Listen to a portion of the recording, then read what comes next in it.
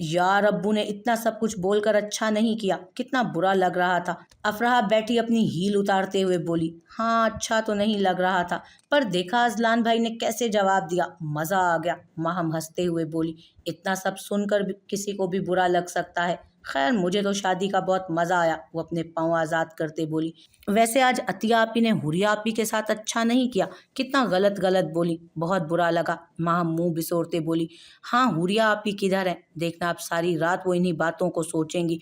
अफराह लिहाफ लेते हुए बोली, माहम अफराह ये दूध पी लो। तभी हुरिया कमरे में 2 गिलास दूध लिए दाखिल हुई, जिसे दोनों ने थाम लिया।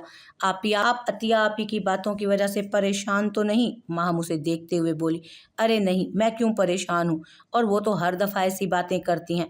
अब क्या हर दफ़ा सोचती रहूंगी मैं? और तुम दोनों सो जाओ, कल उठने में देर लगा दोगी। हुरिया उन्हें लिटाकर खुद दोनों गिलास किचन की तरफ ले गई और चाय बनाकर वापस कमरे में आई। कमरे में रखे सोफे पर बैठकर वो चाय पीने लगी। ये तो सच था कि उसके दिमाग में अभी तक अतिया और मोहल्ले की औरतों की बातें ही घूम रही थी। वो चाय पीती सामने लगे लैंप की रोशनी को तके जा रही थी। कुछ सोचकर वो उठी और अपनी डायरी निकालकर सोफे पर दोबारा बैठ गई। हाय दोस्त, कैसी हो? मुझे आज तुमसे कुछ बातें करनी है। वो पेन को कोरे कागज़ पर चलाने लगी। तुम्हें पता है, आज मुझे एक बात का शिद्दत से एहसास हुआ। इसी सोफे पर बैठे बैठे मेरी नज़र बिल्कुल सामने रखे लैंप पर गई, जिसकी रोशनी बिल्कुल थोड़ी सी है, जो इस काले स्याह अंधेरे में जुगनू का काम कर रही है। जैसे ही उसका बटन बंद कर दूंगी वापस से अंधेरा हो जाएगा, बिल्कुल मेरी ज़िंदगी की तरह। इसको जब दोबारा जलाऊंगी तो रोशनी बिखर जाएगी, पर मेरी ज़िंदगी में तो रोशनी आ ही नहीं रही जिससे सब हसीन हो जाए। ऐसा लगता है कि मेरे आसपास बहुत सारा अंधेरा है, और उस अंधेरे में जब भी कोई हल्की सी रोशनी लाता है, वो मेरे चेहरे पर पड़े दाग को देखकर दोबारा से बुझा देता है। पता नहीं इन लोगों को क्या मज़ा आता है दूसरों की खामियां निकाल कर उन्हें हाईलाइट करके, दूसरों को बार बार ये एहसास करवाने का कि देखो तुम में ये सब खामियां हैं। अल्लाह ने मुझे ही ऐसा क्यों बनाया? वो नम आंखों से डायरी के पन्नों पर लिख रही थी, और जब कभी बहुत ज़्यादा टूट जाती तो यूं ही काफ़ी देर तक डायरी में अपने एहसासात कलम के ज़रिए उतारने लगती। आहिस्ता से डायरी बंद करके वो उठी और चाय का कप साइड टेबल पर रखा, डायरी को अपने लॉकर में रखा और खुद बेड पर आकर लेट गई। आंखें बंद करके सोने की कोशिश करने लगी। भाई आज जो कुछ चाचू ने बोला बहुत बुरा लगा। हामिद अजलान के साथ चारपाई पर बैठा हुआ बोल रहा था। उस वक्त दोनों छत पर पड़ी चारपाई पर बैठे थे। उनकी सोच के मुताबिक पैसा ही सब कुछ है। किरण उन दोनों के पास बैठकर बोली, मुझे तो एक बात समझ नहीं आई, ये सब यहीं रहते थे तो आज सालों बाद ये सब बुरा क्यों लगने लग गया है इनको? सिर्फ पैसों की वजह से सब बदल गए? हामिद नफ़ी में सर हिलाते हुए तंजिया लहजे में बोला, भाई ये लोग बदलते क्यों हैं? किरण सवालिया अंदाज में बोली, गुड़िया लोग नहीं बदलते, सिर्फ हालात बदलते हैं। अगर आज हालात अच्छे हो जाएं तो लोग खुद ब खुद अच्छे हो जाएंगे। अजलान खोए हुए लहजे में बोला, तो इससे लोगों को क्या फ़ायदा? तो ऐसे लोगों का क्या फ़ायदा जो हालात बदलने पर अच्छे हों? वो तो फेक हुए ना। हामिद बोला, सही कहा तुम दोनों ने। पढ़ा नहीं क्या तुम लोगों ने कि अल्लाह आजमाता है, दे कर भी और ले कर भी। वो अपनी रहमत बरसा कर देखता है कि मेरा बंदा इस रहमत के मिलने से क्या करता है, और जब वो उसे छीन लेता है तब वो कैसे रिएक्ट करता है। और यही हमारी आजमाइश होती है। हमें हर हाल में खुदा का शुक्र अदा करना चाहिए। जो चाचू ने बोला वो उनकी सोच थी, उन बातों को दिल में रखने से कोई फायदा नहीं। जो है बोल के सब दिल से निकाल दो और चलो दोनों भागो सो जाओ, सुबह कॉलेज भी तो जाना है, रात को वलीमा अटेंड करना है। अजलान दोनों के सर पर प्यार से हाथ फेरते हुए मुस्कुरा कर बोला, एक तो पढ़ाई भी पता नहीं किसने बना दी, ऊपर से एफएससी, या अल्लाह मुझ मासूम को बचा। किरण ऊपर हाथ उठाकर दुहाइयां देते बोली, चल ड्रामेबाज, मुझे अपने टेस्ट दिखा। हामिद उसके बालों को पकड़ते हुए बोला और साथ खींचकर नीचे ले गया। उन दोनों के जाने के बाद अजलान चारपाई पर लेट गया, अपने माथे पर बाजू रखे।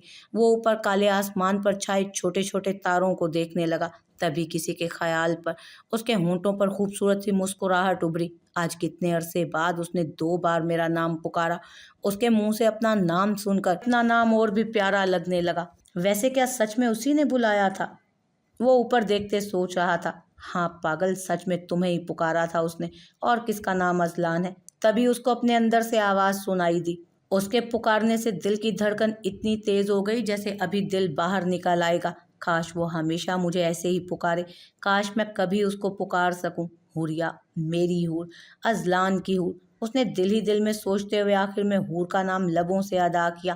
دل بے اختیاری میں دھڑکا تھا۔ اس نے اپنا ہاتھ دل پر رکھ لیا۔ پتہ نہیں مجھ سے اس کا نام کیوں نہیں لیا جاتا، اور جب اس نے پکارا تھا پلٹ کر دیکھنے کی ہمت کیوں نہیں ہوئی۔ مجھے ایسے لگتا ہے جب بھی میں اسے دیکھوں گا میری آنکھیں میری چوری پکڑ لیں گی۔ ایسا لگتا ہے کہ سارے زمانے کو میرے دل کے راز پتہ چل جائیں گے، میری چوری پکڑی جائے گی۔ وہ خود سے ہی سوال کر رہا تھا اور خود ہی کو خود جواب بھی دے رہا تھا۔ اس کی یاد، اس کا خیال، سب کتنا خوبصورت ہے۔ کاش کہ وہ میرے نصیب میں لکھ دی جائے۔ یا خدا اسے میرے نصیب میں لکھ دے، حوریا کو میری حور بنا دے۔ وہ اوپر آسمان کو دیکھ کر خدا سے دعائیں مانگ رہا تھا، اور یہ اس کا معمول تھا۔ اذلان کو بچپن سے ہی حوریا سے محبت تھی، جب اسے محبت کے میم کا مطلب بھی نہ پتا تھا۔ تب سے اسے اس لڑکی سے محبت تھی۔ وہ جب کبھی اس کے گھر جاتا وہ بے پرواہ اپنی دھن میں لگی ہوتی۔ اذلان کو اس کی معصومیت، اس کی بے پرواہی سے محبت تھی۔ یوں کہنا غلط نہیں تھا کہ اذلان اگر جیتا تھا تو اس کی یاد میں، اس کا خیال ہر پل اس کے ذہن میں رہتا۔ وہ اپنی ہر نماز میں رب سے اسے مانگتا، اور روز رات کو یوں ہی آسمان کو دیکھے وہ اسے یاد کرتا، اور یوں ہی اس کو سوچے کب اس کی آنکھ لگ جاتی وہ نہیں جانتا تھا۔ تمہیں کیا لگتا ہے یہ سب کرنا ٹھیک ہوگا؟ مریم بیگم اس وقت اسد کے کمرے میں بیٹھی تھی۔ آف کورس ماما، یہی ایک طریقہ ہے جس سے اس امین کی ساری اکڑ نکالی جا سکتی ہے۔ 2 سال پہلے جس انداز سے اس نے ہماری بے عزتی کی تھی وہ تذلیل میں آج تک نہیں بھولا۔ اب بس اس کا بدلہ لینا ہے۔ مجھے آج بھی غصہ آتا ہے جب میں یہ سوچتا ہوں کہ صرف اس کے غرور اور اکڑ کی وجہ سے مجھے میری محبت سے دور ہونا پڑا، اور آج وہ میرے سامنے جب کسی دوسرے کے ساتھ جاتی ہے نا، دل کرتا ہے امین کا سارا غرور جلا کر راکھ کر دوں۔ اسد انگارے بھرتی نظروں سے پچھلے لمحے سوچتے ہوئے بولا، ٹھیک ہے تو صحیح وقت پر ان کے گھر جاؤں گی میں۔ اس دفعہ وہ انکار نہیں کریں گی۔ مریم بیگم ہاں میں سر ہلاتے ہوئے بولیں اور اٹھ کر کمرے سے باہر نکل آئیں۔ امین میاں تیار ہو جاؤ، اب تمہارا سارا غرور ختم نہ کر دیا تو میرا نام اسد نہیں۔ وہ مٹھیوں کو بھینچتے ہوئے بولا تھا۔ کالی ہوڈی پہنے چہرے کو کور کیے کوئی دیوار کو پھاند کر گھر میں داخل ہوا۔ وہ وجود آہستہ آہستہ چلتے ہوئے مین گیٹ کی طرف بڑھا۔ 5 فٹ کی دیوار کو پھاند کر وہ گھر کے گارڈن میں داخل ہوا۔ ہر طرف اندھیرا تھا، اوپر ایک کمرے کی لائٹ جل رہی تھی۔ وہ چلتا ہوا داخلی دروازے کی طرف بڑھا۔ جیسے ہی وہ دروازے کے قریب پہنچا اندر سے چٹکی کھلنے کی آواز آئی۔ اگلے ہی پل دروازہ کھل گیا تھا۔ ہائے، وہ اندر داخل ہوتے ہوئے بولا، ہائے کے بچے، یہ وقت ہے گھر آنے کا؟ اگر بھائی جاگ گئے تو پٹو گے۔ اس نے اس کے کندھے پر تھپڑ مارتے ہوئے کہا، او مائی ڈیئر سسٹر، تم کس لیے ہو؟ یہی سب سنبھالنے کے لیے تو تمہیں اللہ تعالیٰ نے اس دنیا میں بھیجا ہے۔ جاؤ جا کر اپنے بھائی کی حفاظت کرو۔ اور وہ اس کے بال بگاڑتے ہوئے بولا، زین، اگر اب تم نے میرے بال بگاڑے نا تو قسم سے اگلی دفعہ دروازہ نہیں کھولوں گی۔ پتہ ہے کب سے انتظار کر رہی ہوں۔ آج شادی کی وجہ سے کتنی تھک گئی تھی۔ وہ منہ بسورتے ہوئے بولی، سوری سحر آپی، وہ اصل میں دوست کے فارم ہاؤس پر پارٹی تھی تو اس لیے دیر ہو گئی۔ او ہلو، آئندہ مجھے آپی نہ کہنا، تم سے تھوڑی سی ہی بڑی ہوں۔ اور اب تم یہ چوروں کی طرح آنا بند کرو اور پڑھائی پر فوکس کرو۔ 2nd ایئر کے پیپر سر پر ہیں۔ گورنمنٹ یونیورسٹی میں ایڈمیشن نہیں ملے گا۔ گورنمنٹ یونیورسٹی میں بھی ایڈمیشن نہیں ملے گا۔ یار یہ لیکچر بعد میں دینا، ابھی ایک کپ کافی بنا دو، میں فریش ہوتا ہوں۔ وہ ہوڈی کو اتار کر اس کے منہ پر پھینکتے ہوئے بولا اور آگے بڑھ گیا۔ سحر نے دانت پیستے ہوئے اس کو پیچھے سے دیکھا۔ وہ تقریباً روز ہی رات کو دیر سے واپس آتا اور سحر بیچاری ایموشنل بلیک میلنگ میں آ جاتی اور روز اس کے میسج ملنے کے بعد فوراً مین گیٹ کھول دیتی۔ ابھی بھی نہ چاہتے ہوئے وہ کچن میں گئی اور کافی بنانے لگی۔ مریم بیگم کے شوہر کی ڈیتھ 10 سال قبل ہو چکی تھی۔ تب تینوں بچے ہی چھوٹے تھے۔ مریم بیگم بشرا بیگم کی چھوٹی بہن تھی۔ ان کے 3 بچے تھے۔ اسد جو کہ ملٹی نیشنل کمپنی میں جاب کرتا تھا، سحر BBA کی اسٹوڈنٹ تھی اور زین ابھی 2nd ایئر میں پڑھتا تھا۔ کبھی تو وقت پر ناشتہ دے دیا کرو، ہر کام میں نکمی ہو۔ پتہ نہیں کس منحوس وقت میں تم سے شادی ہو گئی، جب سے زندگی میں آئی ہو ساری قسمت میں ایک کالک جم کر رہ گئی ہے۔ وہ ڈائننگ ٹیبل پر بیٹھے اونچی اونچی آواز میں بول رہے تھے۔ ماجدہ بیگم نے کانپتے ہاتھوں سے ان کے آگے پراٹھا رکھا۔ ابو یہ چائے، حوریہ نے کپ ٹیبل پر رکھتے ہوئے کہا۔ انجانے میں کپ سے چائے ٹیبل اور امین صاحب کے کپڑوں پر گر گئی۔ پاگل بیوقوف لڑکی، عقل نام کی چیز ہے بھی یا نہیں تم میں؟ اندھوں کی طرح کام کرتی ہو۔ امین صاحب نے اس کے چہرے پر تھپڑ جڑتے ہوئے کہا تھا۔ حوریہ گال پر ہاتھ رکھے چہرہ جھکا گئی۔ ابھی اگر وہ کچھ اور بولتی تو तो उसे और ज़्यादा मार पड़ती। माहम और अफराह ने सीढ़ियों से उतरते हुए ये मंजर देखा। सबकी सब अपनी माँ पर चली गई हैं, कोई काम ढंग का नहीं करती। ऐशो आराम जो मिल गया है, हर वक्त बिस्तर पर पड़ी रहती हो। इनको कोई काम घर का सिखाओ, अगले घर जाकर नाक ही कटवाएंगी। अमीन साहब कुर्सी को लात मारकर खड़े होते हुए बोले। हुरिया एकदम डर कर पीछे हुई। माजिदा बेगम ने गर्दन झुका दी। एक लड़का तो पैदा कर नहीं पाई, ये निकम्मी 4 बोझ पैदा कर दिए। जल्दी से इसका रिश्ता देखो, इसको तो ब्याहूं, न जाने और कितने रिश्ते रिजेक्ट होंगे। शक्ल जो किसी काम की नहीं, निकम्मी बोझ कहीं की। वो बोलते हुए अपने कमरे की तरफ बढ़े। आपी महम भागकर हुरिया के गले लगी। हुरिया बिल्कुल भी नहीं रोई थी। थोड़ी देर बाद अमीन साहब वापस आए। अफराह और महम उनके साथ चली गई। हुरिया अपने कमरे में बंद हो गई। अमीन साहब का उनके साथ ऐसा ही रवैया था। वो बिल्कुल भी प्यार नहीं करते थे अपनी बेटियों से। हर वक्त माजिदा बेगम को बेटे के ना होने के ताने देते। हुरिया के लिए अब तक कई रिश्ते आ चुके थे, पर उसके चेहरे पर बड़ा दाग होने की वजह से सभी ने रिजेक्ट कर दिया। इस रिजेक्शन ने उसके दिमाग पर बहुत बुरा असर छोड़ा था। बचपन से हर जगह से मिलने वाले तानों ने उसके अंदर से पूरे एतमादी को जड़ से ही ख़त्म कर दिया था। वो अब बहुत डरी डरी सहमी सहमी सी रहती थी, जैसे कोई उसे कुछ बोल ना दे, पर ऐसा ही होता था। इसी चक्कर में उसने सेकेंड ईयर के बाद एडमिशन लेने से कॉलेज में इनकार कर दिया। हालांकि उसके नक्श बहुत खूबसूरत थे, उसके चेहरे पर बहुत अट्रैक्शन थी, पर उसकी ये सारी चीज़ें एक दाग के पीछे कहीं छुप सी जाती थी। पिछले 2 सालों से जितने भी पैसे जोड़े थे, सब शादी पर ख़त्म हो गए। अब तो घर का खर्चा चलना भी बंद होने के करीब है। दुकान से भी कोई ख़ास आमदनी नहीं हो रही। बताओ नौकरी का क्या बना, मिलेगी या नहीं? रशीद साहब हाल में रखी चौरपाई पर बैठते हुए बोले थे। अब्बा, इस्लामाबाद की एक कंपनी में इंटरव्यू है, बस निकलने लगा हूँ। इंशाल्लाह बहुत पुरुमीद हूँ, नौकरी मिल जाएगी। वो अपने डॉक्यूमेंट्स फाइल में लगाते हुए बोला। मिल जाएगी पुत्र, पिछले 2 सालों से तो मिली नहीं, अब कहाँ से मिल जाएगी? मैं जानता हूँ बड़ी बड़ी कंपनियों में सिर्फ सिफारिशों से काम होता है। वो तंजिया अंदाज में बोले। अब्बू नाउम्मीद क्यों होते हैं? इंशाल्लाह ज़रूर मिलेगी नौकरी, और देखिएगा बहुत अच्छी पोस्ट पर नौकरी मिलेगी। वो मुस्कुरा कर बोला। किरण को इतने बड़े कॉलेज में दाखिला करवाने की कोई ज़रूरत नहीं थी। उसके कॉलेज से सुबह फ़ोन आया था, फीस मांग रहे हैं, बोलो कहाँ से दूँ? मैं तो कहता हूँ उठवा लो, कोई ज़रूरत नहीं इतना पढ़ाने की। वो बहुत परेशान थे। अब्बा क्यों ऐसी बातें कर रहे हैं? सालों पहले एक बहन के साथ ज्यादती हो चुकी है। सदफ बाजी को स्कूल से उठवा दिया था, पर अब किरण के साथ ऐसा बिल्कुल नहीं होने दूंगा मैं। और वैसे भी वो सेकेंड ईयर में है, कुछ महीनों में उसके पेपर्स होने वाले हैं। और याद नहीं, 11वीं में कितने अच्छे नंबर लिए थे उसने। मैं वादा करता हूँ 3-4 दिन तक उसके पैसे भी दे दूंगा। जहाँ ट्यूशन पढ़ाता हूँ वहाँ से पैसे मिलने वाले हैं। वो चारपाई से उठकर बोला। ठीक है अब्बा, अब मैं चलता हूँ, दुआ कीजिएगा नौकरी मिल जाए। शाम 5 बजे इंटरव्यू है, पहले ही देर हो चुकी है, आप दुआ कीजिएगा। वो उनसे गले मिलता घर से बाहर निकल गया। रशीद साहब उठकर अपनी दुकान पर चले गए। अजलान पिछले 2 साल से मुसलसल नौकरी की तलाश में था, पर हमेशा रिजेक्ट हो जाता। घर का खर्चा करियाने की दुकान की कमाई से कहाँ चलने वाला था। उसने MBA एक तो स्कॉलरशिप से किया था। वो एक ज़हीन और मेहनती स्टूडेंट था। उसका रिज़ल्ट बहुत आला टाइप का आया था। इन सब के बावजूद उसे नौकरी मिलने में परेशानी हो रही थी। फ़िलहाल वो ट्यूशन्स पढ़ा कर ही गुजारा कर रहा था। क्या हुआ, ऐसे मुंह क्यों बनाकर बैठी हो? हामिद अपना बैग उसके साथ पड़ी कुर्सी पर रखते हुए बोला। वो जो गहरी सोच में डूबी थी, अपने पास से हामिद की आवाज़ पर चौंकी। कहीं नहीं, बस ऐसे ही, उसने बात को टालना चाहा। अफराह, बताओ इतना परेशान और उदास क्यों हो? कहीं चाचू ने तो कुछ नहीं कहा? अब्बा ने आज फिर से हुरिया पर हाथ उठाया। वो सांस खारिज करते हुए बोली। हद हो गई है, उन्हें ऐसा नहीं करना चाहिए। पता नहीं वो कब समझेंगे। हामिद अफसुर्दा लहजे में बोला। उन्हें हम बहनों की जिंदगी से कोई लेना देना नहीं। वो तो बस बेटे के ना होने के गम में मुब्तला रहते हैं। अम्मी को तो ऐसे ताने देते हैं जैसे बेटा बेटी उनके इख्तियार में था पैदा करना। आंख का किनारा साफ करते हुए वो बोली। ये तो सोसाइटी का अलमिया है। समझदार लोग इन सब से बच जाते हैं और बाकी फंस जाते हैं और अपनी सारी जिंदगी इसी सोच में गुजार देते हैं। हामिद उसकी तरफ देखते हुए बोला। हुरिया का रिश्ता भी तो नहीं हो रहा ना? वही हो जाए तो उसकी इन बातों और तानों से जान तो छूटे। कल फिर से कुछ लोग आने वाले हैं, अल्लाह करे उसे पसंद कर जाए। वो उसे बताने लगी। इंशाल्लाह रिश्ता हो जाएगा और देखना बहुत अच्छी जगह होगा, तुम फिक्र मत करो। और चलो लंच करते हैं, बहुत भूख लगी है। मुझे पूरा यकीन है तुमने भी नाश्ता नहीं किया होगा। चलो उठो। वो उसका हाथ पकड़कर कैंटीन में ले आया।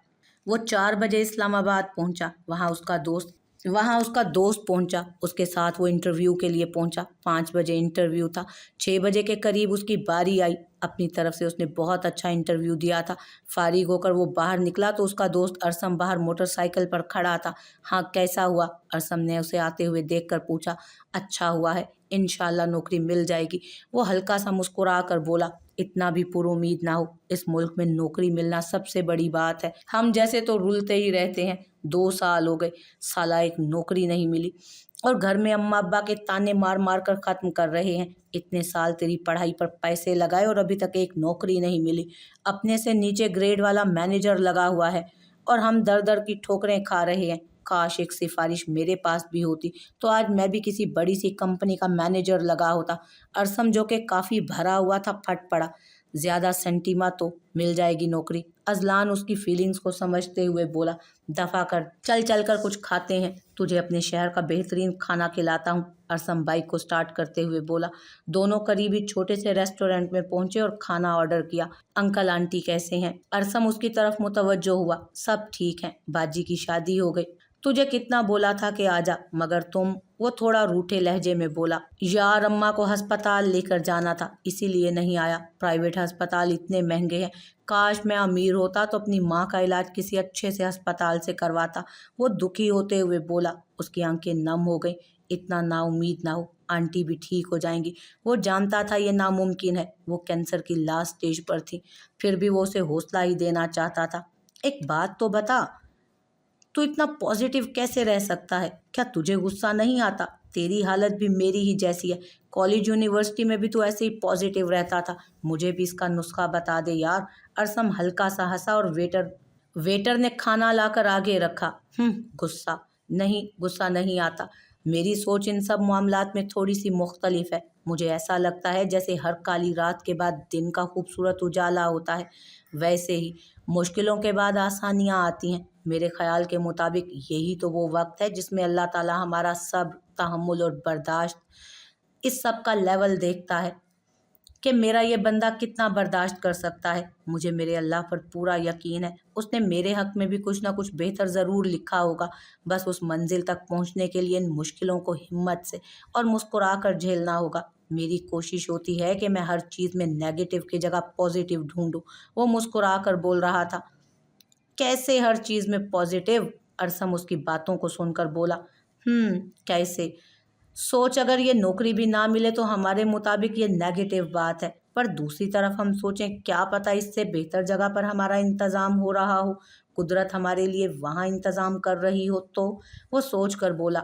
यार, मुझे तो तेरे लॉजिक्स की समझ नहीं आती भाई। बता, कब मेरी होने वाली भाभी के घर रिश्ता भेज रहे हो? अरसम ने बात बदली। जब सही मौका आएगा। वो जूस का ग्लास होंठों से लगाते हुए बोला। उसके ख्याल से ही उसके चेहरे पर मुस्कुराहट छा गई थी, जिसे अरसम ने बहुत गौर से देखा। सही वक्त और कब आएगा? मेरी मान तो रिश्ता भेज दे, ये ना हो कि कोई और उड़ा ले जाए।